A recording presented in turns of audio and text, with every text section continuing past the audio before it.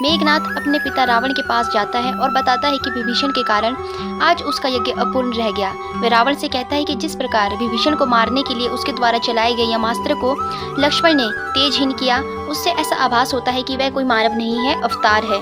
रावण मेघनाथ के बदले सुर से क्रोधित होता है और उसे कायर कहता है। मेघनाथ भी नाराज होता है और वह कहता है कि वह कायरतावश नहीं बल्कि पुत्र धर्म का निर्वाह करते हुए उन्हें सचेत करने आया है। मेघनाथ कहता है कि उसे जो अनुभव हुए उसके आधार पर वह समझ चुका है कि राम मनुष्य नहीं है, नारायण के अवतार है। वे पिता से सीता जी को लौटाकर श्री राम की शरण में जाने को कहता है। मेघनाथ बताता है कि उसके द्वारा चलाए गए ब्रह्मास्त्र, पाशुपतास्त्र और नारायण अस्त्र विफल रहने के कारण वह समझ चुका है कि वह श्री राम व लक्ष्मण अवतारी पुरुष है। रावण मेघनाथ की बातों से क्रोधित होता है और उसे युद्ध से हट जाने को कहता है। इस पर मेघनाथ कहता है कि पिता से विमुख पुत्र का तो भगवान भी आदर नहीं करते हैं। वह युद्ध भूमि में जाकर वीर की भांति भगवान राम के हाथों मरना चाहेगा। महल के द्वारकों से मेघनाथ की माता मंदोदरी उसे युद्ध में न जाने के लिए कहती है, किंतु मेघनाथ इसे पुत्र धर्म के विरुद्ध कहता है। मेघनाथ को आभास है कि अब उसका वध निश्चित है, इसलिए माँ से अपनी समस्त भूलों के लिए क्षमा मांगकर विदा लेता है। सुलोचना अपने पति को नैनों से बिना नीर बहाए एक वीर पत्नी की भांति विदा करती है। मेघनाथ उसकी गणना संसार की श्रेष्ठ स्त्रियों में होने का आशीर्वाद देता है। मेघनाथ अट्टहास करता हुआ पुनः लक्ष्मण जी के समक्ष पहुंचकर युद्ध प्रारंभ करता है। लक्ष्मण जी अपने बाण को श्री राम की आन देकर मेघनाथ पर चलाते हैं। ये बाण मेघनाथ का शीश काटकर गिरा देते हैं। गुप्तचर शुक मेघनाथ वध की सूचना रावण को देता है। रावण को इस सूचना पर विश्वास नहीं होता। वह विक्षिप्त की भांति अनर्गल प्रलाप करने लगता है। वह कहता है कि राज्य में उत्सव की तैयारी की जाए, क्योंकि कुछ ही देर में उसका पुत्र मेघनाथ जीत का डंका बजाते हुए आने वाला है।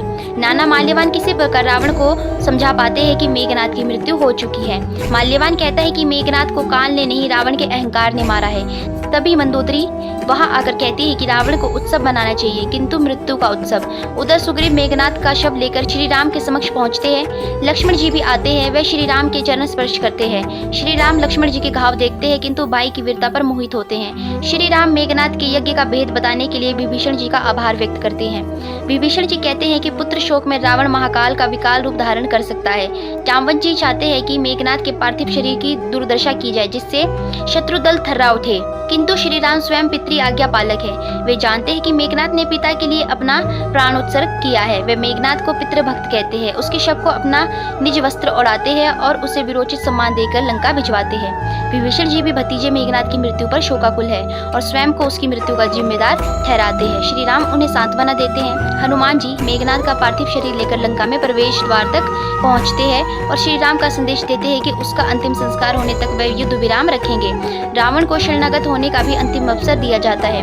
लंका वासियों में अपने राजा की हठ धर्मिता लेकर बहस छिड़ती है। मेघनाथ के शव को देखकर भी रावण की बुद्धि जागृत नहीं होती। वह प्रतिशोध की भाषा बोलता है। रावण कहता है कि उसके विनाश की जड़ सीता है और आज वह इस जड़ को ही उखाड़ देगा।